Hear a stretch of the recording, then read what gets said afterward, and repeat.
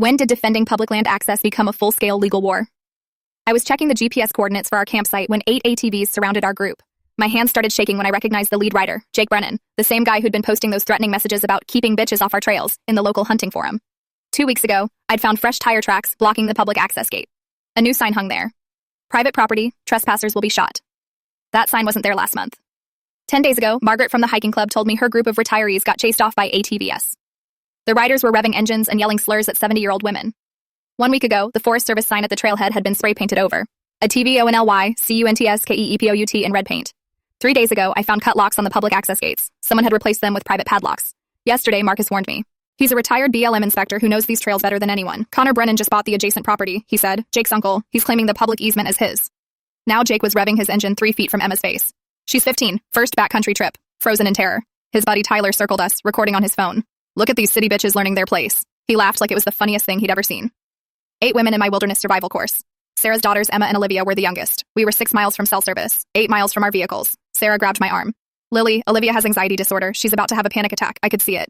Olivia's breathing was getting shallow and fast. Her hands were shaking. My certification requires me to ensure participant safety. My insurance too. 1 injury and I lose everything. My business, my reputation, my ability to teach.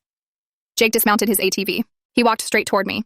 You're that dyke who thinks she's a hunter-trainer, right? Teaching little girls to play with guns? My throat closed up. My hands started shaking harder. The PTSD from college hit me like a wall. I couldn't speak. Connor Brennan's truck appeared, blocking the only exit. Ladies, you're trespassing on private property. His voice was calm, controlled. Leave now or we call the sheriff. I found my voice somehow. This is public land. BLM Parcel 47B. That easement has been public since 1952. Connor smirked. Prove it. My nephew's the county commissioner. Sheriff's my hunting buddy. Who do you think they'll believe? Tyler grabbed Emma's backpack. What's in here?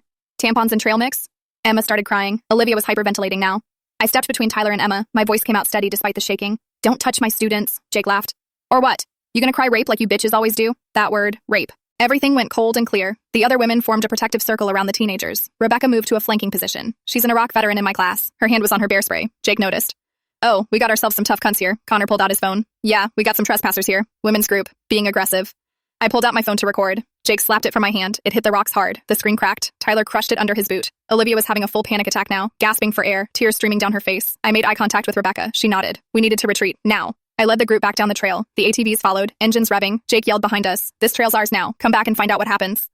Back at the vehicles, Olivia was still shaking. Emma had gone completely silent and withdrawn. Sarah was furious. We're calling the police right now. We drove straight to the sheriff's office. The deputy barely looked up from his computer. Public land dispute? That's civil, not criminal. They threatened us, surrounded us with vehicles, destroyed my phone. The deputy finally looked at me. Any witnesses besides your group? 8 women witnessed it. I mean real witnesses. Unbiased ones. Rebecca stepped forward. I served 2 tours in Iraq. Is my witness testimony not real enough? The deputy's demeanor changed. Look, Connor Brennan's been here 40 years. You're from the city, right? Maybe you misread the situation. I grew up here. My grandfather hunted that land for 60 years. Well, times change. My advice? Find somewhere else to camp. Walking out, I saw Connor's truck in the sheriff's parking lot. Of course. Sarah looked at me. What do we do now? I looked at the traumatized teenagers, the angry women. This was bigger than just one incident. We document everything, and we fight back. The next morning, I started making calls. Forest Service first. The woman who answered sounded tired already. Public land access dispute? That's a civil matter. We don't handle those. But they destroyed federal property, cut the locks, spray painted your signs. She sighed. File a report online. Someone will review it in 6 to 8 weeks. I called BLM next. Got transferred 3 times. Each person said the same thing. Outside our jurisdiction. Contact local law enforcement. State police were worse. Unless there's imminent danger or active violence, we can't intervene in property disputes. I posted in the local Facebook group that night, just a warning about what happened. Within minutes, my phone started buzzing. The first message came from a fake account. Profile picture was just black. You don't know who you're messing with, cunt. Then another. Keep pushing and something bad happens to your students. A third one had Emma's photo from her mom's Facebook. Cute daughter. Be a shame if she got hurt hiking. I screenshot everything before they deleted the messages. Started building an evidence file. 23 threats in 2 hours. Marcus called the next morning. Can you meet me at the library? I found something. He had boxes. 30 years of BLM documents from his wife Helen's files. She'd been the county records keeper before she died. Look at this. He pulled out a yellowed document from 1952. County dedication papers. Official transfer of a 60-foot public easement for recreational access. The legal language was clear. The easement predated all current property ownership. Connor Brennan had no claim to it. My wife Helen fought this same battle in the 90s. Marcus's voice got quiet. She won too, but back then she had the commissioner on her side. What happened? The old commissioner retired. New blood came in. Connor's nephew Brad Morrison got elected 3 years ago. First thing he did was quietly remove all the public access maps from the county website. But this proves the easement exists. Marcus looked at me over his glasses.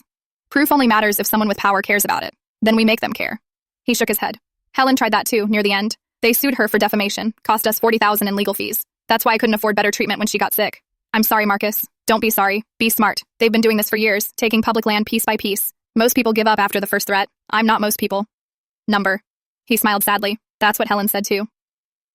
The next Tuesday, I stood at the county meeting with Marcus's documents in my hands. Commissioner Brad Morrison sat behind his desk.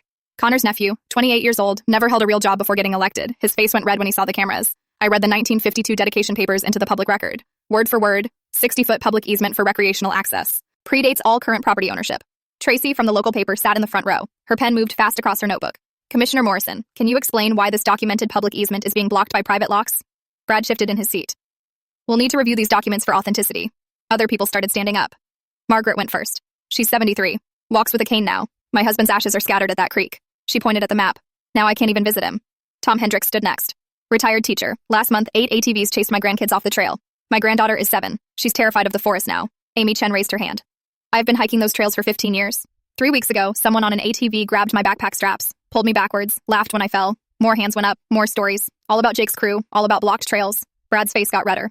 We need to consider safety concerns. Mixed-use trails might not be appropriate anymore. Mixed use? I kept my voice steady. These are hiking trails. They've always been hiking trails. Times change. We need to review if pedestrian use is still viable with increased ATV recreation. Tracy spoke up. Are you saying ATVs have priority over hikers on public land? I'm saying we need a comprehensive safety review. How long will that take? Brad shuffled papers. 6 months. Maybe a year. A year? Margaret's voice cracked. I'm 73. I might not have a year. The room went quiet. Brad wouldn't look at her. Tracy raised her hand again. Will the trails remain open during this review? For safety reasons, we'll need to restrict access, so they'll be closed. Restricted. To everyone? To pedestrians. ATVs can continue using them since they're already established users. The room exploded. People shouting. Brad banged his gavel. This meeting is adjourned. But we'd won something. The issue was public now. Tracy's article came out the next morning. Public trail access disputed after harassment claims. The comments section went crazy. 47 comments in the first hour, people sharing their own stories, how they'd been chased off, threatened. One woman said Jake had followed her to her car. Another said his crew surrounded her tent at night. My phone buzzed with Facebook messages. 3 women sent me private messages about Jake. One included photos of bruises on her arm. Happened last summer. Didn't report it. Who would believe me? Another woman called me that evening. You don't know me, but Jake Brennan assaulted me 2 years ago. Behind Cooper's bar, I went to the police.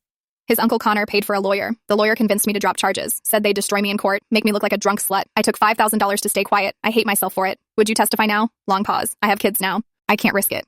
But I wanted you to know, you're not crazy. He's dangerous. The small victory felt bigger after that call. We'd forced them into the open, made the issue public. People were talking, but Brad Morrison controlled the process, and Connor controlled Brad. That same night, they came for us. I woke up at 5 a.m. to my neighbor pounding on my door. Lily, your truck. All 4 tires were slashed, deep cuts through the sidewalls. $1,500 I didn't have. The security camera caught someone in a full face mask. Black hoodie. Could have been anyone. The sheriff barely looked at the footage. Could be anyone. You've made yourself unpopular. It's destruction of property. File an insurance claim. He pushed the paperwork across his desk. Not much else I can do. My phone rang as I was filling out the forms. Sarah was crying so hard she could barely talk. Child Protective Services just left. Someone called them. Said I'm endangering my daughters by taking them into dangerous situations. What did they say? They're opening an investigation. They interviewed Emma and Olivia separately. Asked if I often put them in harm's way. Lily, they could take my kids. They won't take your kids. You're a good mother. The investigator said the complaint specifically mentioned the trail incident. How would they even know about that unless someone from Jake's crew called it in? My girls are terrified. Emma won't come out of her room. She thinks it's her fault for posting about it on Instagram. Rebecca texted me next. Just got written up at work. Anonymous complaint about my unstable veteran behavior. They're putting me on administrative review. Then my insurance company called. We've received a concerning report about unsafe practices during your wilderness courses. We're suspending your coverage pending investigation. I can't teach without insurance. That's correct. The woman's voice was professionally cold. You'll receive formal notice within 48 hours. Connor's lawyer hand-delivered the lawsuit that afternoon. Defamation, claiming the newspaper article damaged his reputation, seeking $50,000 in damages. Tracy called an hour later. My editor just killed my follow-up story. What? Why? Connor's company buys 4 full-page ads every month. My editor said we need to be more careful about unverified allegations, but everything was verified. We had witnesses. Doesn't matter. I'm off the story. She lowered her voice. Actually, I'm off all stories for a while. Desk duty, filing obituaries. They were picking us off one by one. Everyone who'd spoken up at the meeting, everyone who'd supported me. Marcus called that evening. His voice sounded broken. They denied Helen's memorial bench permit, but it was already approved. They said there were errors in the paperwork. Need to resubmit. Could take months. Maybe never get approved. 2 a.m. The sound of engines woke me up. 5 ATVs doing burnouts in front of my house. Tearing up the street. Revving engines so loud car alarms started going off. I called 911. There's no law against driving on public streets, the dispatcher said. They're destroying the road. Waking up the entire neighborhood. Unless they're threatening you directly, it's not illegal. The ATVs stayed for 20 minutes. Long enough for every neighbor to know who they were targeting. My neighbor texted me the next morning. Not a mean woman, just scared. Lily, maybe you should let this go. We have kids on this street. What if they come back? They want me isolated. It was working. Sarah called again. I can't bring my girls to your classes anymore, not while CPS is investigating. I'm sorry. Rebecca was the only one still fighting, but her boss had made it clear, one more complaint and she'd be fired. Tracy couldn't write stories. Marcus was too heartbroken to help. The other women who'd messaged me were too scared to go public. Connor had won without throwing a single punch. Just phone calls. Lawyers. Threats wrapped in legal language. I sat in my kitchen that night, looking at the bills. Truck repairs, lawyer fees, no income coming in. My phone buzzed. Unknown number, text message. Give up yet? Next time it won't be just tires. 3 days later, my next wilderness survival class had only 3 students show up. Rebecca walked in first, then 2 older women who'd been coming for months, nobody else. Sarah called to explain. I can't risk losing my kids. CPS is still investigating. They said bringing them to your classes shows poor judgment. The others sent texts, schedule conflicts, family emergencies, car troubles. All lies. They were scared. My insurance company made it official that afternoon. Coverage suspended pending investigation into unsafe practices. Without insurance, I couldn't legally teach. I had to call everyone who'd booked upcoming courses. Full refunds. $8,000 in deposits I had to return. Money I'd already spent on equipment and permits. Rebecca found me sitting in my empty classroom that evening. I didn't survive Fallujah to be scared of these pricks. We keep fighting. Your job, though. They're watching you. Let them watch. She pulled out her phone. I've been thinking. We need to change tactics. Marcus had called earlier with the same idea. His research into the county regulations hit a dead end. The commissioner could review public access indefinitely. No timeline required. No oversight. Jake and his crew were back on the trails, bolder than ever. Videos on Instagram of them racing ATVs past hikers. Families with kids jumping out of the way. Connor found me at the coffee shop that evening. I was applying for a cashier job. Heard you're having business troubles. This isn't over. Actually, I think it is. Smart girls know when to quit. I walked out to my truck. There was a dead rabbit on the windshield. Blood smeared across the glass. A note under the wiper blade. Next time it won't be a rabbit. 2 weeks after the county meeting, I knew we couldn't fight them publicly anymore. Rebecca had military experience, intelligence gathering before engagement. That's what we do now. Document everything, build a case they can't ignore. Marcus remembered his wife Helen kept detailed journals, everything from her fight for trail access in the 90s. I found them in his attic. 3 boxes of notebooks. Names, dates, violations going back 20 years. Connor's name appeared over and over. Different properties, same pattern, claim public land, intimidate locals, develop or sell. 3 other easements that were public in the 90s were now blocked, all adjacent to Connor's properties. I created an encrypted group chat. Only 5 people. Rebecca, Marcus, Tracy using a burner phone. 2 women from my class who weren't scared yet. Tracy sent an anonymous tip.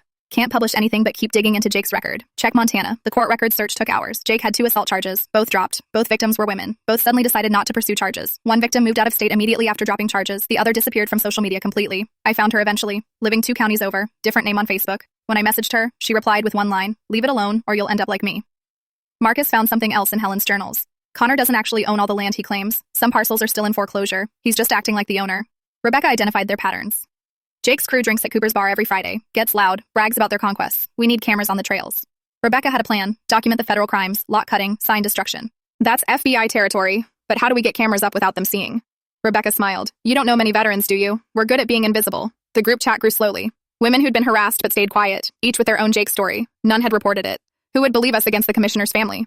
One woman had texts from Jake, explicit threats about what he'd do if she came back to the trails. Another had photos of bruises on her arms, from when he grabbed her last summer. Tracy kept feeding us information through encrypted messages. Commissioner Morrison gets monthly payments from Connor, listed as consulting fees. Always dated right after trail closures or permit denials. We were building something, not sure what yet, but Connor had made a mistake. He'd threatened too many people. Eventually someone would break. We installed the cameras at 3 a.m. on a moonless night. Rebecca had taught me how to move through the forest without making noise. Place your heel first, roll to the outside of your foot, test the ground before putting weight down. She'd learned this in Afghanistan. We placed 6 cameras at different trail access points, hidden in tree hollows, covered with bark and moss, solar panels painted to match the leaves. The first night we caught nothing. The second night, a family of deer. The third night we hit gold. Jake's crew arrived at 2:45 a.m. 4 ATVs with headlights off. They used night vision goggles, military grade. Where the hell did they get those? The camera caught everything in infrared. Jake pulling out heavy-duty bolt cutters, snapping the federal lock like it was nothing. Tyler spray painting over the Forest Service sign. $10,000 federal crime right there. But the best part was the audio. Jake's voice clear as day. Fucking Forest Service thinks they own everything. Connor pays us $500 each time we clear a trail. Easy money. Marcus found more dirt in the property records. The land Connor claimed to own, still in foreclosure proceedings. Bank hadn't finalized the sale. He'd been pretending to own it for 6 months, using fake ownership to intimidate people. I met Deputy Amanda Chen at a diner 2 counties over. She wasn't local old guard. Transferred in from Seattle 2 years ago. Officially, I can't help you. She pushed a folder across the table. Unofficially, keep gathering evidence. There are 17 complaints about Jake Brennan and his crew. All buried. All women. Why buried? Sheriff plays poker with Connor every Thursday. Jake's his nephew. Commissioner Morrison is Connor's other nephew. The county prosecutor hunts on Connor's land every season. So we're screwed. Not necessarily. Federal crimes are different. FBI doesn't care about local politics. Get me something federal, something undeniable, and I'll make sure it gets to the right people. 3 women agreed to meet me secretly. All had Jake stories. The first one, Melissa, showed me texts from Jake, detailed threats about what he'd do if she came back to the trails, descriptions that made my stomach turn. She'd saved everything but never reported it. The second woman, Anna, had photos. Bruises on her upper arms. Perfect finger marks where Jake had grabbed her last summer, pushed her against a tree, told her she needed to learn her place. Her boyfriend wanted to kill him, but she begged him not to. Jake's uncle owns half this town. We'd lose everything. The third woman wouldn't give her name. Just showed me hospital records. Broken wrist from being thrown off the trail. Jake claimed she tripped. 6 witnesses saw him push her. All 6 changed their stories after Connor's lawyer visited them. Tracy sent encrypted documents that night. Commissioner Morrison's bank records. She'd gotten them from a source at the bank. Monthly deposits of $3,000 from Connor's company, listed as consulting fees. Always dated within 3 days of a trail closure or permit denial. Rebecca had the smartest idea. We started going to Cooper's bar every Friday, sitting in the booth behind Jake's crew, recording everything. They got drunk, they got loud, they got stupid.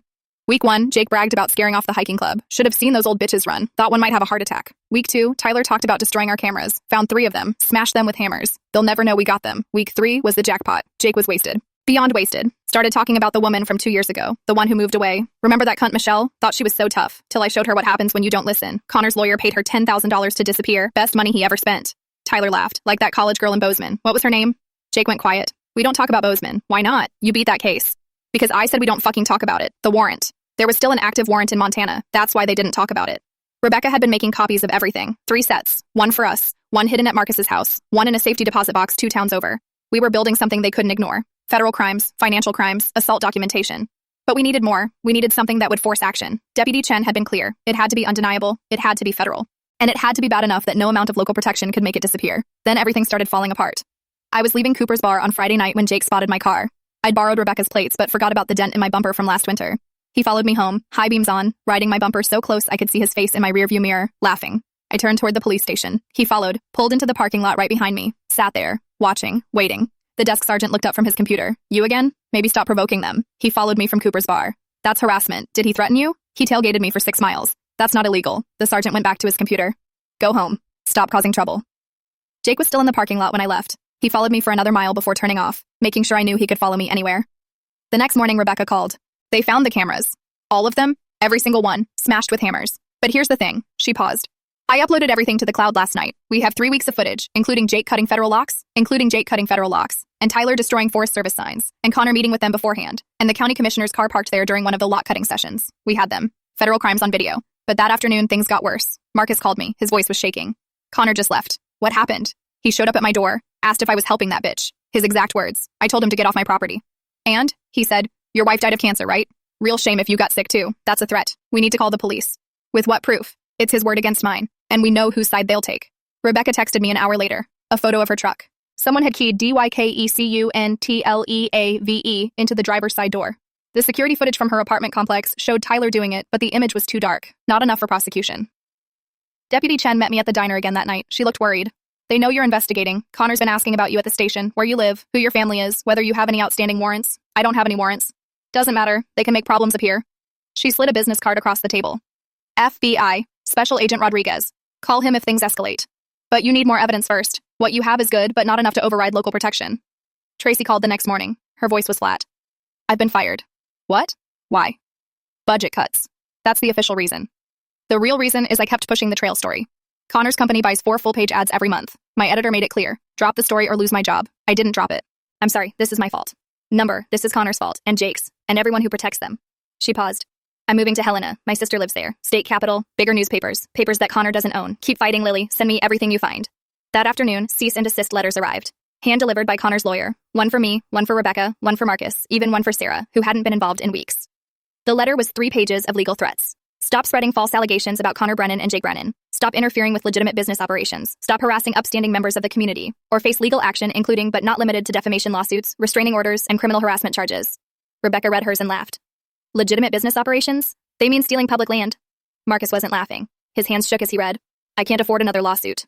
Helen's medical bills already took everything. If they sue me, I'll lose the house. They're trying to scare us. It's working. He folded the letter carefully. I'm 71 years old. I can't fight them like Helen did. I'm sorry. The group was shrinking. Tracy gone. Marcus backing out. Sarah protecting her kids. The other women too scared to continue. It was just Rebecca and me now. And Deputy Chen secretly helping when she could. Connor was winning. Systematically destroying everyone who opposed him. Using lawyers and threats instead of violence. Smart. Legal. Effective. But we still had the footage. 3 weeks of federal crimes recorded in high definition. Hidden in the cloud where they couldn't destroy it.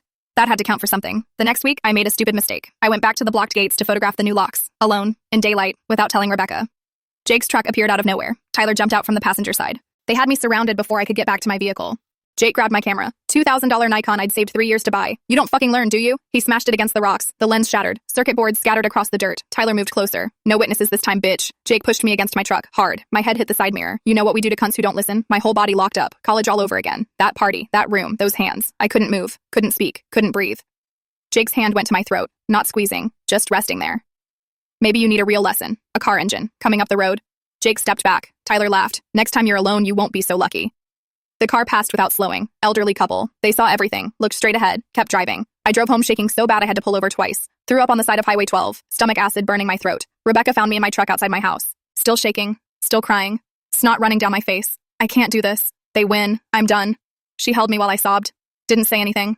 Just held me. My phone buzzed. Unknown number, no message, just a video attachment. Jake at Cooper's bar, 3 nights ago, drunk off his ass, voice slurring but clear. Yeah, we've been cutting those federal locks. Fuck the feds. They think they own everything. Someone off camera asked how often. Every week. Connor pays us $500 each time we clear the trails. Easy money. Been doing it for months. More laughter. More bragging. Then Jake leaning into the camera. Those bitches have no idea what's coming, especially that trainer cunt. She keeps pushing. She'll end up like Michelle. The video ended. Another text came through. From someone who's tired of their shit too. I watched it 3 more times. Jake confessing to federal crimes, admitting Connor paid him, threatening me on camera. Rebecca watched over my shoulder. Who sent this? I don't know. She took my phone, downloaded the video, sent copies to 3 different cloud accounts. This is it. This is what we needed. But I couldn't stop shaking. Jake's hand on my throat, his breath on my face, the weight of him pressing me against the truck. PTSD doesn't care about evidence, doesn't care about justice. It just floods your body with terror, makes you small, makes you weak. Rebecca drove me to the emergency room, told them I'd been assaulted. They did an exam, documented the bruise on my throat, the cut on my head, gave me resources for counseling. The doctor was kind. This isn't your fault. You're safe now. But I wasn't safe. None of us were. Not while Jake was free. Not while Connor had power. That night, I called Deputy Chen, sent her the video. This is good. Her voice was careful. But we need more. One drunk confession isn't enough to take down their whole operation. He threatened me. Admitted to federal crimes. I know. But his lawyer will claim he was drunk, joking, showing off. We need documentation of the actual crimes. Financial records, multiple incidents. We have that. The trail camera footage before they destroyed them. Then compile everything. Make it undeniable. She paused. And Lily? Consider getting out of town for a while. I can't run. If I run, they win. If you're dead, they definitely win. I didn't run, but 2 days later, Connor made sure I couldn't go anywhere anyway. The process server found me at 7 a.m. temporary restraining order. Connor Brennan versus Lily Morrison for stalking and harassment. I hadn't stalked anyone. I documented crimes. But the judge signed it without hearing my side. The order was specific. Stay 500 feet away from Connor Brennan at all times. Stay 500 feet from his property. From his business. From any location where he might reasonably be present. Connor owned 3 businesses in town. His trucks were everywhere.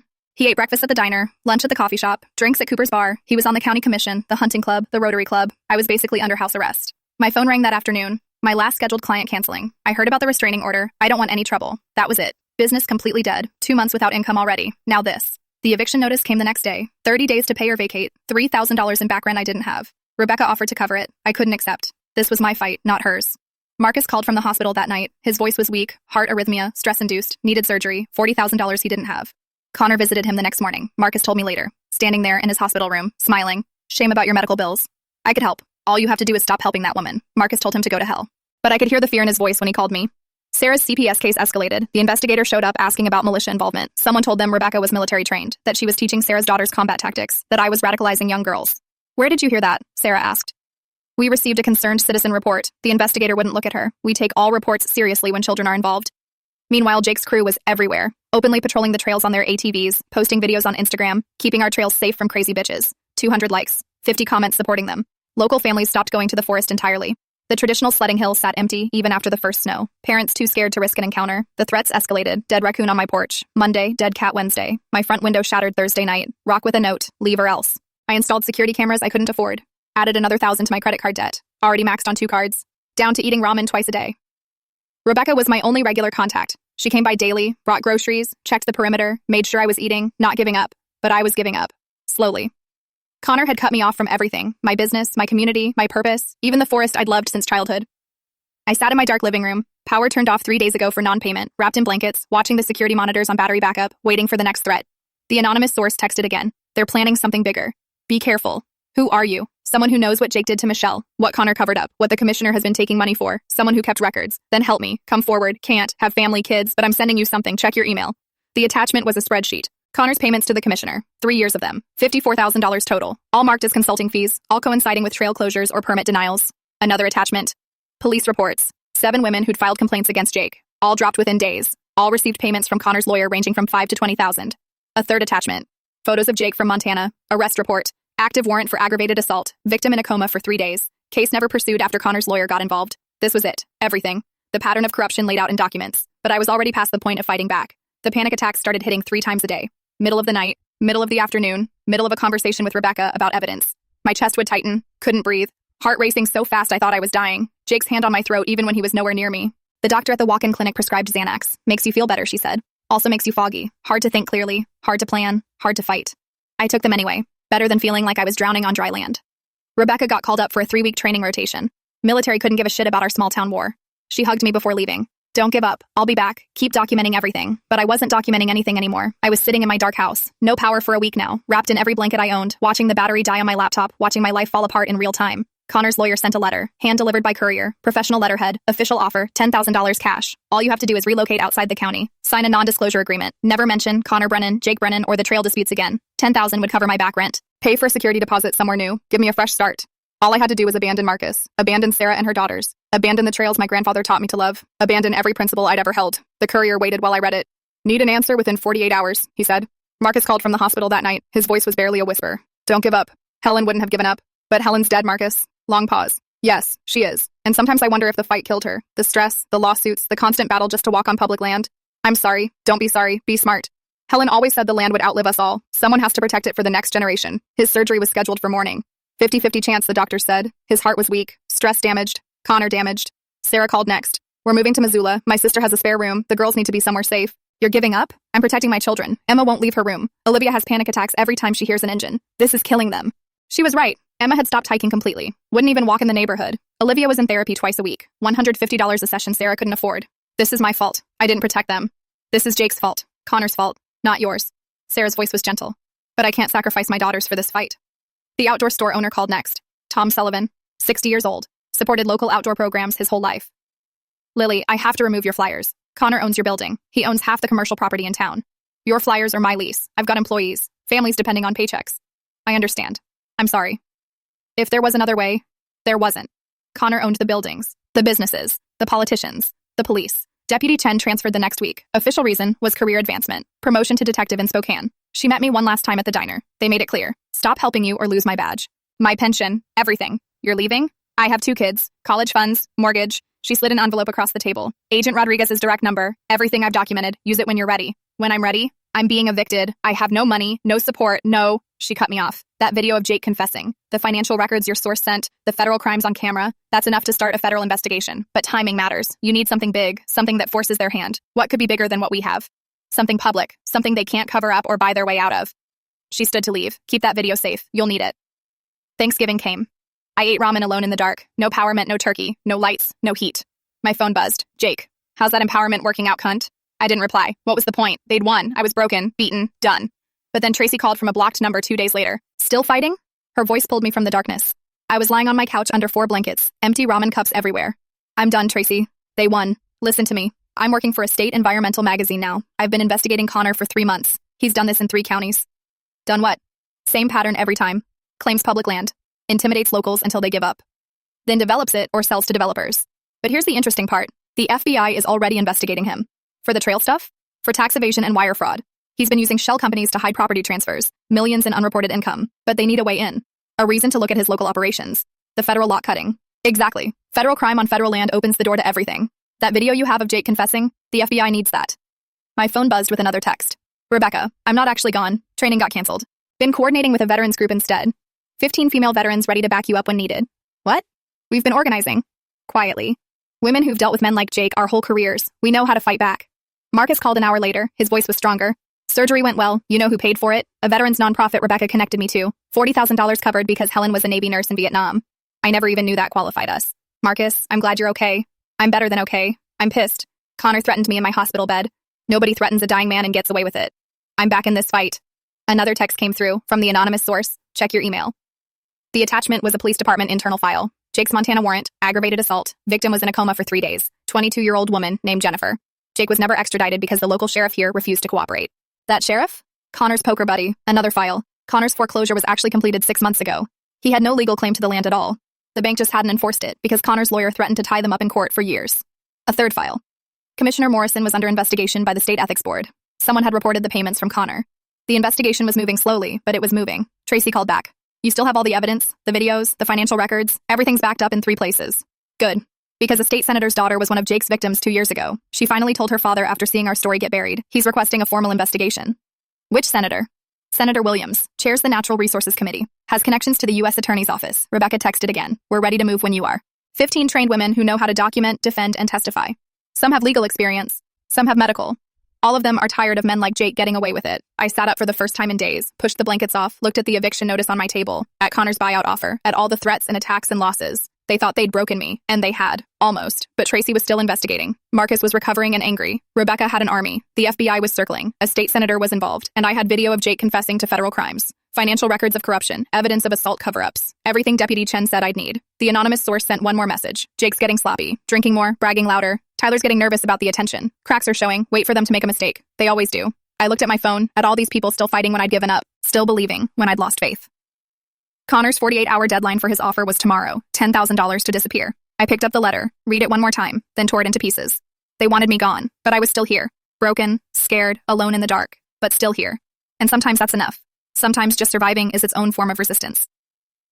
The 48-hour deadline passed without my response. Connor's investors started calling him instead. The state environmental groups had noticed a pattern. 23 trail closures across 3 counties in 2 years, all near Connor's properties. Outdoor recreation brings $2 billion annually to our state economy. The president of the Montana Tourism Board was on the phone with the governor. If trails keep closing, we lose millions in tourist revenue. The Forest Service launched an official review, not because of our complaints, because Connor had pissed off the wrong people in other counties. A judge's wife in Gallatin County, a state trooper's daughter in Park County. People with connections. The state senator's daughter finally broke her silence. Jake had cornered her at a Bozeman bar 2 years ago. Same pattern, same threats, same lawyer making it disappear. But her father was Senator Williams, chairman of the Natural Resources Committee. The senator called the state attorney general personally. My daughter was assaulted. It was covered up. I want a full investigation. An environmental lawyer from Helena contacted me. Pro bono, this is bigger than your case. It's systematic public land theft. We're building a class action. 17 victims so far. Rebecca's veteran group filed a formal complaint with the Department of Justice. Denying female veterans access to public recreation violates federal anti-discrimination law. 15 signatures. All combat veterans, all with security clearances. All willing to testify. The local news in the neighboring county picked up the story. Pattern of intimidation. How public lands become private. They had victims from 3 counties. Photos of blocked gates. Financial records showing the same lawyer, same payoffs, same pattern. Connor's investors started backing out. His new development suddenly under review. Environmental impact studies requested. Zoning permits questioned. His financing dried up overnight. Jake was getting reckless. Drinking every night at Cooper's bar. Monday, he bragged about running those bitches off for good. Tuesday, he talked about what he'd do if he caught me alone again. Wednesday, he got so drunk he fell off his bar stool. Tyler stopped showing up with him, told people he was busy. Really, he was scared. This is getting too hot, he told his girlfriend. She told her sister. Her sister told Rebecca. The county commissioner stopped returning Connor's calls. State Ethics Board had sent him a subpoena. $54,000 in unexplained income. His lawyer advised him to distance himself from the Brennans. Even the sheriff was nervous. FBI agents had been asking questions. Not about the trails yet, about Connor's finances. But everyone knew where financial investigations led. Everywhere. Connor's empire was cracking. 20 years of intimidation and corruption. Hundreds of victims. Millions in stolen public access. All unraveling because 8 women refused to be chased off a trail. But they didn't know we knew. They thought I was broken. Rebecca was gone. Marcus was dying. And everyone else had given up. The anonymous source texted one more time. Something big is about to happen. Jake's planning something. Be ready. I looked at my evidence folders, videos, financial records, witness statements, federal crimes documented, everything Deputy Chen said I'd need. The storm was coming. I could feel it. Connor was desperate. Jake was drunk and dangerous. The FBI was circling. The state was investigating. All we needed was one more incident. One more mistake. Something so public, so undeniable, that no amount of local corruption could cover it up. I waited for Jake to make that mistake. Emma posted her TikTok on a Sunday night, just talking to her phone camera. No music, no filters, just her sitting on her bed with a bandage on her forehead. These men surrounded us on a public trail. 8 grown men on ATVs against 8 women trying to learn wilderness skills. I'm 15. My sister is 17. We were terrified. She showed photos from that day. The ATVs circling. Jake's face clear in one shot. Tyler recording us on his phone. They told us we didn't belong there. Called us names I can't repeat. One of them grabbed my backpack. Destroyed our instructor's phone when she tried to call for help. The video hit 200,000 views overnight. Emma's young face, her shaking voice, the visible trauma. Gen Z grabbed it and ran. Comments exploded. Thousands sharing similar stories. Women from across the country recognizing the pattern. Jake saw it Monday night at Cooper's bar. Someone showed him on their phone. He threw his beer glass against the wall. That little bitch is gonna pay. 3 of his buddies were with him, all drunk, all angry their faces were going viral. Jake grabbed his keys. Where are you going? To shut that lying cunt up. They drove to Sarah's house. 11 p.m. 4 drunk men in 2 trucks. Jake pounded on the front door so hard the frame shook. Send out your lying cunt daughter. Sarah was already calling 911. Emma and Olivia were screaming. I could hear it all through Sarah's phone when she called me. Jake picked up a landscaping brick from the garden, threw it through the front window. Glass exploded into the living room. Olivia had been standing near the window. Glass hit her face, her arms, blood everywhere. She screamed and fell. The neighbors came out, 3 of them already filming. Jake turned on them. Mind your fucking business. But one neighbor was different. Off-duty state trooper named Williams. He drew his service weapon. Back away from the house. Now. Jake charged him, drunk and stupid. Williams dropped him with one move, face in the dirt, knee on his back. Tyler tried to run, backed straight into Sarah's car, airbag deployed, knocked himself out. The other 2 sat in their truck with hands up. They knew better than to run from a state trooper. Emma was still recording. Her phone propped on the kitchen counter, catching everything. The broken window, her sister's blood. Jake face down on the lawn, the sirens getting closer. She was live streaming. 15,000 viewers watching real time, recording everything, screen recording, sharing. The comments were moving too fast to read, but one kept repeating.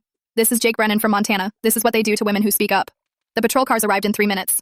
Sarah's house looked like a war zone. Blood on the walls from Olivia's cuts, glass everywhere. Jake face down on the lawn with Trooper Williams' knee in his back. Tyler unconscious in the driver's seat of Sarah's smashed car. The ambulance took Olivia first. 17 stitches on her face and arms. Sarah rode with her. Emma stayed behind to talk to the police, still live streaming to what was now 70,000 viewers. The local deputies wanted to process it as simple assault, property damage, maybe drunk and disorderly. Jake would make bail by morning. But then the state police arrived. Different energy, different questions. They'd been monitoring Emma's live stream, saw everything happen in real time. This involved threatening minors. That changes things. The state trooper who'd taken Jake down was filling out federal paperwork. Terroristic threats against children. Interstate commerce because of the live stream. Federal jurisdiction. Sarah called me from the hospital. Hysterical. He'll come back. He'll kill us. They always let him go. I arrived at her house with Rebecca. Behind us, 15 female veterans she'd been organizing. They formed a perimeter around Sarah's property. Not threatening. Just present. Just watching. The neighbors started coming out, not to gawk but to stand guard. The elderly couple who'd driven past when Jake attacked me at the gates. They brought folding chairs, set up on Sarah's lawn. We're not going anywhere tonight. More neighbors joined. 20, 30, 40 people, all tired of being afraid, all done with the Brennans.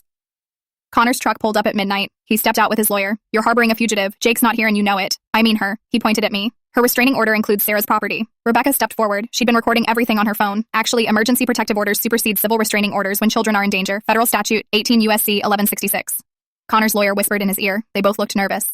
Then the state police captain arrived. 3 SUVs, federal plates. This is now a federal investigation. Everyone needs to clear the scene except residents and family. Connor tried to argue. My nephew was drunk. This is being blown out of proportion. Your nephew threatened to kill a 15-year-old girl on a live stream viewed by 80,000 people. We have multiple previous complaints. An active warrant in Montana. This is bigger than tonight. More women started arriving, not from our group. Random women who'd seen the live stream, who recognized Jake, who had their own stories. One showed the FBI agent her medical records, broken ribs from 2 years ago. Jake did this. I never reported it. His uncle owns everything. Another had saved text messages, death threats, rape threats, all from Jake's number. A nurse from the hospital recognized the pattern. 3 different women over 5 years. Same injuries, same story about falling. We always suspected but could never prove anything. By 2 a.m., the FBI had 12 women giving statements, 14 counting Emma and Sarah. Plus the financial crimes, plus the Montana warrant, plus the federal lot cutting on video. Connor stood by his truck, watching his empire crumble, his nephew in federal custody, his protection network failing. The sheriff hadn't even shown up. Too smart to be associated with this disaster. Jake was processed on federal charges, no local bail, federal detention hearing in 3 days, minimum 5 years for threatening minors, plus the Montana warrant, plus whatever else the FBI found. Tyler was arrested for accessory charges. The other 2 flipped immediately, told the FBI everything, how Connor paid them, how the commissioner helped, how they'd been doing this for years. Emma's live stream hit 600,000 views by morning. News outlets picked it up. Local boy terrorizes teenage girl. The video of Jake throwing the brick, Olivia's blood, the community surrounding the house. Connor tried damage control, called his investors, his lawyer, his friends on the county board. But nobody answered. Nobody wanted to be connected to this. The county commissioner resigned that morning. Family emergency, the press release said. But everyone knew the FBI had been at his house at 6 a.m. with a warrant. Sarah brought Olivia home from the hospital that afternoon. The whole street was waiting. 40 neighbors with welcome home signs. Your family is safe here. We're watching now. But the community's protection meant everything. The FBI arrived at Sarah's house the next morning. 3 agents with tablets and cameras. They wanted everything. Every photo, every video, every text message. They already had our trail camera footage showing Jake cutting federal locks at 3 a.m. Each cut lock was $10,000 in federal property damage. We had 17 incidents on video. The agent in charge was serious. This is a federal case now. Destruction of government property, interstate threats, racketeering. What about Connor? He paid them to do it. That's why we need your financial records. Every payment, every threat, every incident. I handed over everything. 3 months of evidence. Bank records Tracy had sent. Commissioner Morrison's payments. Jake's confession video from the bar. The state attorney general arrived that afternoon. Senator Williams' daughter had given a full statement. Her assault matched our pattern exactly. Same threats, same lawyer making it disappear, same payoffs. More women kept coming forward. The FBI set up a mobile command unit in the community center. 17 women gave statements that day, 23 by the end of the week. Commissioner Morrison's financial records got subpoenaed. $50,000 from Connor over 2 years, all marked as consulting fees.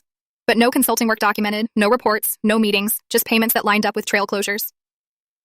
The IRS Criminal Division joined the investigation. Connor had been hiding millions through shell companies, claiming properties he didn't own, taking tax breaks on fake conservation easements. Jake's Montana warrant finally got served. Federal marshals transported him for arraignment, aggravated assault, victim in a coma for 3 days, 5 to 10 years minimum. But Jake couldn't make bail. Flight risk, history of violence, federal charges pending. He'd sit in detention until trial. Tyler flipped immediately. Full cooperation for immunity, sat with the FBI for 6 hours. Connor paid us $500 each time we cleared trails, told us to scare off hikers, make them afraid to come back. The other crew members wrote confessions, named names, dates, amounts, how Connor coordinated everything, how the commissioner protected them, how the sheriff looked the other way. The Forest Service issued an emergency injunction. All trails reopened immediately. Federal marshals would enforce it. Anyone blocking access would face federal charges. Connor tried to fight it. His lawyer filed motions. Claimed the whole thing was a misunderstanding, but the evidence was overwhelming. Videos, financial records, 23 women's testimony. The environmental lawyer from Helena filed the class action. 17 plaintiffs initially, 42 by the end of the week. Systematic denial of public access, civil rights violations, RICO charges. Connor's investors pulled out completely. His development permits got revoked. The bank finally enforced the foreclosure he'd been avoiding. All his claimed properties weren't even his. The sheriff announced his retirement. Effective immediately, his replacement was Deputy Chen back from Spokane. First thing she did was reopen every buried complaint about the Brennans. Emma's TikTok hit 1 million views. News outlets nationwide picked it up. Small-town corruption exposed by teenage girls video. Jake became the face of toxic masculinity. Connor became the symbol of corrupt wealth. The county board held an emergency meeting. Unanimous vote. All Connor's permits revoked. All trail closures reversed. Public apology to the community. Marcus got released from the hospital. The veterans group had covered everything. He stood at the trailhead with tears in his eyes. Helen would be so proud. You finished what she started. But we weren't finished yet. This was just the system engaging. The real justice was still coming. We waited 3 weeks for the grand jury decision. Connor was still free, out on his own recognizance. His lawyer argued he was a pillar of the community, no flight risk. Jake sat in federal detention, no bail. His lawyer kept filing motions, but the Montana warrant sealed his fate. Sarah's family stayed under protective custody. More threats came in. Your daughters will pay. We know where you live. But now the FBI traced everyone. The community rallied. Vigils at the courthouse every night. 40 people minimum. Signs reading, protect our public lands. Justice for our daughters. No more intimidation. The movement spread. Other counties reported similar schemes. Public access blocked. Families threatened. Always the same pattern. Always getting away with it. Until now. National media descended. The Trail Wars of Montana. One headline read, 60 Minutes wanted interviews. CNN sent a crew. Fox News tried to spin it as government overreach, but nobody bought it. Emma's TikTok hit 1.5 million views. Gen Z mobilized. They found Jake's old social media posts, years of misogyny, racism, photos of him posing with dead animals he'd poached. Screenshots spread faster than he could delete accounts. One post from 3 years ago showed him at the trails. These paths belong to real men, not hiking bitches. 200 likes from local guys. All their names now public. Connor's business partners fled. Development project dead. $3 million in financing evaporated overnight. His lawyer stopped returning calls when the retainer ran out. Commissioner Morrison resigned to focus on family, but everyone knew the truth. FBI deal to testify against Connor. Immunity for cooperation. He gave them everything. Marcus got released from the hospital. He looked 10 years younger. We're winning, Lily. After all these years, we're actually winning. But nothing was guaranteed. The Brennans had deep roots, 3 generations of wealth and influence. Half the town still supported them. The division was clear. Old guard versus everyone else. Bumper stickers appeared. Team Connor or Team Trail. Neighbors stopped talking. Friendships ended. Threats continued. This town won't forget what you've done. Your family will pay for generations. But now people reported them. Now there were consequences. Rebecca organized security rotations. Veterans watching Sarah's house, watching mine, watching the courthouse. We protect our own until justice comes. The county hired private security for the trails. Federal marshals made random checks. For the first time in years, families could hike without fear. But Jake's crew was still out there. 5 guys who'd lost their leader, but not their rage. They drank at Cooper's bar, made threats, waited for their chance. Tyler had flipped, but the others hadn't. They spray-painted traitor on his truck, slashed his tires. He moved to his sister's house 2 towns over. The FBI kept building their case. 27 women had now testified. Financial crimes totaling $2 million. Environmental violations. Civil rights abuse. RICO charges. The prosecutor told me it was the biggest corruption case in Montana history. 3 counties, 5 years, hundreds of victims. All because 8 women wouldn't back down from a trail. The grand jury deliberated for 2 weeks. Then they came back with their decision. 27 federal charges. Connor, Jake, the crew. Even the sheriff got indicted for obstruction. Everything would be decided now. The federal courthouse was packed the day of the verdict. Connor walked in wearing a $5,000 suit, confident, his lawyers flanking him. Jake shuffled in wearing orange, shackled, no swagger left. Sarah took the stand first, voice steady. Emma and Olivia watched from the gallery. When she described the glass hitting Olivia's face, several jurors looked at Jake with disgust. I testified next. 3 hours on the stand. The pattern of intimidation. The destroyed phone. Jake's hand on my throat. The dead animals on my porch. Then I played the video. Jake at the bar, drunk, confessing. Yeah, we've been cutting those federal locks. Fuck the feds. Connor pays us $500 each time. Connor's lawyer tried damage control. These are vindictive women with an agenda. The FBI agent presented financial evidence. Spreadsheets, bank records, $54,000 to the commissioner, payments to silence Jake's victims, $2 million in fraudulent property claims. Commissioner Morrison took the stand next. Immunity deal in place, voice shaking. Connor promised me $500,000 if I helped him control the county. Keep the trails closed, look the other way. Connor's jaw clenched. His nephew had flipped completely. The prosecutor laid it out. 27 federal charges: racketeering, conspiracy, destruction of federal property, civil rights violations targeting women, wire fraud, tax evasion. The jury deliberated 3 hours. That's all. Count 1, guilty. Count 2, guilty. Count 3, guilty. 27 times they said it. Guilty on every single count. Connor's face went white. His lawyer whispered frantically in his ear. Jake started crying. Actually crying. Big tough guy who terrorized women for years, sobbing like a child. The judge didn't waste time. Connor Brennan, 20 years federal prison, no possibility of parole for 15. Jake Brennan, 15 years federal prison, consecutive with Montana charges. He'd be 60 when he got out. The crew members, 2 to 5 years each, depending on cooperation.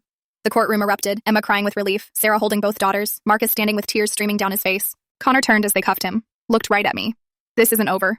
The federal marshal smiled. Yeah, it is. They let him out in handcuffs. Local boy who thought he owned everything. Now he owned nothing. His properties seized, his accounts frozen, his empire dead. Jake didn't even look up as they took him away.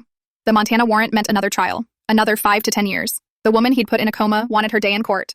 Outside the courthouse, 200 people had gathered, holding signs, protect public lands, justice for our daughters, no more corruption. Emma stood on the courthouse steps, 17 years old, voice strong. They thought they could silence us. They thought we'd give up. But we didn't. We fought back, and we won. Her TikTok of the verdict went viral immediately. 2 million views in 24 hours. Comments from women worldwide. Similar stories, similar fights, similar victories. The environmental lawyer filed federal legislation that week. The Public Land Protection Act, making interference with public access a specific federal crime. Mandatory minimums for those who used violence or threats. Senator Williams signed on as primary sponsor. His daughter's assault had changed him. No family should have to fight this hard for public land access. But the best part came later. The Forest Service installed permanent steel posts at every access point. Unbreakable locks, federal crime warnings, security cameras linked directly to FBI databases. They renamed the main trail the Helen Marcus Memorial Trail, after the woman who'd fought this battle in the 90s, who'd won but hadn't lived to see permanent victory. But the immediate consequences kept rolling in like dominoes falling. The Forest Service showed up the next morning with work crews, new signs at every access point, federal property, public access protected, steel posts drilled 4 feet into the ground, new locks that would take specialized equipment to cut. They installed cameras too, high definition, night vision, connected directly to federal databases. Cut these locks and the FBI would know before you got home. The federal protection order covered all witnesses, anyone who'd testified, anyone who'd provided evidence. Touch us and face federal charges. No local cops to protect you this time. Connor's properties got seized under asset forfeiture laws. Every piece of land he'd claimed, every fake deed he'd filed, the government took it all, including the 60 acres he'd stolen from public use. The land his foreclosure never actually gave him, all returned to public access, permanently. No future Connor could ever take it again. Commissioner Morrison took his plea deal, 5 years minimum. He stood in court crying. I betrayed my community for money. I'm sorry. Nobody felt bad for him. He'd sold out 200 hikers for $50,000. Now he'd lose everything. His house, his pension, his reputation. The sheriff announced his retirement that afternoon. Personal reasons, the press release said, but the FBI investigation found years of negligence. Reports buried, complaints ignored, all to protect the Brennans. Deputy Chen came back from Spokane, running for sheriff unopposed. First thing she announced was a full review of every buried complaint. Every woman Jake hurt would get justice. More victims came forward. 3 states, 7 women total. Jake faced new charges in Montana, Wyoming, and Idaho. Each state wanted their turn. His crew started confessing to other crimes. Tyler told the FBI about the drug dealing, meth distribution through the ATV club, Jake running the whole operation. Another crew member confessed to poaching, killing elk on federal land, selling the meat illegally. Jake taking half the profits, weapons charges too, unregistered guns, modified automatics, all stored at Connor's properties, all traceable back to Jake. Connor's empire collapsed completely. The FBI found $2 million in tax fraud, shell companies hiding money, fake conservation easements for tax breaks. His investors filed lawsuits, fraud, misrepresentation, breach of contract, $20 million in damages. Every partner wanted their money back. His wife filed for divorce the day after the verdict, took the kids, took the legitimate assets, left him with nothing but debt and federal prison. She gave an interview, I suspected for years. But he controlled everything, the money, the house, even the sheriff. I couldn't leave safely until now. The local newspaper changed hands. New owners from Helena. First thing they did was hire Tracy back, lead investigative reporter, full benefits. Her first story ran Sunday. Front page. How we almost lost our public lands. 3,000 words. Every detail. Every crime. Every cover-up. She interviewed 20 victims. Showed the pattern. 3 counties. 5 years. Hundreds of people affected. All for one man's greed. The state launched an investigation into Sarah's CPS case. How did a false report get filed? Who authorized the investigation? Why weren't the claims verified? They found Connor's lawyer had orchestrated it, paid someone to make the call, coached them on what to say, witness tampering, abusive process, more federal charges. Sarah got a formal apology from the state. Her daughters got counseling paid for. The investigation was expunged, like it never happened. But the trauma remained. Olivia still had scars from the glass. Emma still had nightmares. Some wounds don't heal just because justice comes. The county hired Marcus as a consultant, 71 years old, finally getting paid for his expertise. His first job was marking all the historical trails, making sure they could never be stolen again. He placed the first marker at Helen's memorial bench. She started this fight 40 years ago. Today we finish it. Rebecca's Veterans Group formed a nonprofit, protecting public lands and people, teaching self-defense, monitoring access points, making sure this never happened again. But healing isn't instant, even when justice comes. Our first group hike on the reclaimed trail brought 200 people. Families, veterans, elderly couples, kids who'd never been allowed on these trails before. Emma and Olivia led the younger kids, both still in therapy twice a week, both still working through trauma, but standing tall at the front of the group. Emma stopped at the spot where Jake had surrounded us. Her voice was steady. This is where they tried to scare us. This is where we decided to fight back. The 15-year-old who'd been frozen in terror was gone. This Emma looked people in the eye, spoke without shaking, led without fear. I'm not afraid anymore. She said it simple, matter of fact, like stating the weather. Her follow-up TikTok went viral that afternoon. 20 million views. Just her standing on the trail. We won. 2 words. Thousands of comments from women fighting similar battles. Marcus placed Helen's memorial bench at the creek overlook. Brass plaque shining in the sun. Helen Marcus, 1945 to 2018. She started this fight. We finished it. His voice cracked when he spoke. She would have loved seeing this. All these families, all these kids, using the trails she fought to protect. Rebecca's Veterans Group became official that week. Protecting public lands and people. Nonprofit status, board of directors, monthly self-defense classes at the community center. We teach more than fighting, Rebecca explained at the first meeting. We teach documentation, legal rights, how to recognize patterns, how to protect each other. 40 women signed up the first day, 60 by the end of the week. My business came back stronger than before. Insurance reinstated with a formal apology. Waitlist for every class. Women driving from 3 counties away. You showed us we can fight back. A woman from Bozeman told me. My daughter saw Emma's videos. Now she wants to learn wilderness skills. She wants to be strong like you. But I wasn't always strong. The PTSD didn't magically disappear. Some nights I still felt Jake's hand on my throat, still heard engines in the dark, still checked my locks 3 times. Therapy helped, medication helped, time helped. But trauma leaves scars that don't show up in court documents. Sarah understood. We talked every week, comparing nightmares, sharing therapist recommendations, learning to trust the world again. Her daughters were finding their own ways forward. Emma started a support group at school, teenage girls who'd been harassed, who'd been silenced, who needed to know they weren't alone. Olivia took up martial arts, not because she wanted to fight, because she wanted to feel safe in her own body again. Every kick was therapy, every punch was reclaiming power. The scars on her face faded, but didn't disappear. She refused plastic surgery. These remind me I survived. They remind me I'm stronger than they thought. Some days were hard. Random triggers, a revving engine, a man who looked like Jake, the smell of beer and cigarettes. But more days were good, teaching women to read maps, watching kids discover salamanders, seeing families picnic where Connor claimed to own everything. The trails weren't just trails anymore, they were symbols. Proof that communities could fight back, that corruption could be exposed, that justice could win. Other counties started their own investigations, finding their own Connors, their own Jakes. The pattern was everywhere. But now people knew it could be broken. Marcus lived another 3 years, long enough to see federal legislation pass, long enough to walk his wife's trail with his granddaughter, long enough to know the fight was really won. He died peacefully, in his sleep. The funeral packed the church. Forest Service officials, FBI agents, hundreds of hikers, all there to honor the man who'd never given up. We scattered his ashes next to Helen's. Together on the trail they'd fought to protect. Together forever on public land that no one could steal again.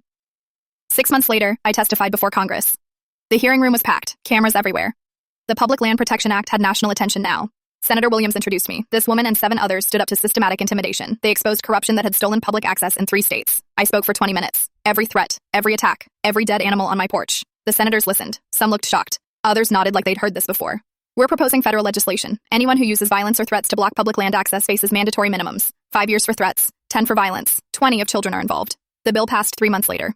Connor watched from federal prison. No possibility of parole for 15 years. Jake didn't watch anything. 2 months into his sentence, another inmate stabbed him in the shower, survived but paralyzed from the waist down. The attacker was from Montana. Had a sister Jake hurt years ago. Karma or coincidence? Nobody knew for sure. Their properties got auctioned. Every fake deed, every stolen acre. The money went to a victim fund. 23 women received compensation. Not enough to erase trauma, but something. Sarah's daughters both applied to law school, environmental law. We want to protect what you protected for us, Emma told me. Make sure this never happens again. The town still carried scars. Deep divisions between old-timers and newcomers. Coffee shop conversations still got heated. Some locals remained bitter. Outsiders destroyed our traditions. We've hunted here for generations. Now the government controls everything. Others felt grateful. My daughter can hike safely now. My grandkids can use the sledding hill. The trails belong to everyone, not just men with a TVS. Young families kept moving in. Remote workers from cities. People who valued public lands. The demographics shifted month by month. The outdoor economy recovered. New gear shop opened. Guided hiking business started. Mountain bike rentals. The trails brought tourist dollars the town desperately needed. I kept teaching. 80 women in my monthly hiking group now, ages 15 to 75, all learning to be strong, all learning to protect each other. But I still checked over my shoulder. Connor had brothers. Jake had cousins. The threats were subtler now, but they existed. Found a nail in my tire. Dead flowers on my porch. Anonymous letters saying accidents happen on trails. I didn't back down. Didn't run. Installed more cameras, carried bear spray everywhere, documented everything. Rebecca always said fear is just information. Information that we're doing something right. That we're threatening the status quo. The trails belong to us. All of us. Women, children, families. Not just men who think violence equals ownership. We proved that communities can fight back, that corruption can be exposed, that federal law beats local protection. Other states started passing similar laws. The movement spread. Women everywhere sharing their stories, their fights, their victories. But victory isn't simple. It's messy, complicated, ongoing. Some nights I still wake up at 2 a.m., hear ATV engines that aren't there, reach for the bear spray by my bed, check the locks 3 times, Recovery isn't linear. It's a trail with switchbacks and false summits. You think you've reached the top, then see another climb ahead. Emma understood this. She started speaking at schools, telling her story, teaching other teenagers to document, to speak up, to fight back. Olivia taught self-defense at the community center. Every week, more girls joined, learning to take up space. Learning they deserve safety. Sarah went back to school, paralegal program, wanted to help other women navigate the system, turn trauma into purpose. Marcus's bench became a pilgrimage site. Hikers left flowers, stones, notes thanking him and Helen for fighting when nobody else would. The Helen Marcus Memorial Trail saw more traffic than ever. Families, school groups, scout troops, all using land that almost got stolen forever. We saved it. But we also learned something harder. The fight never really ends. There's always another Connor, another Jake, another attempt to take what's public and make it private. So we keep climbing, keep watching, keep protecting what's ours. Because that's what we do. We climb.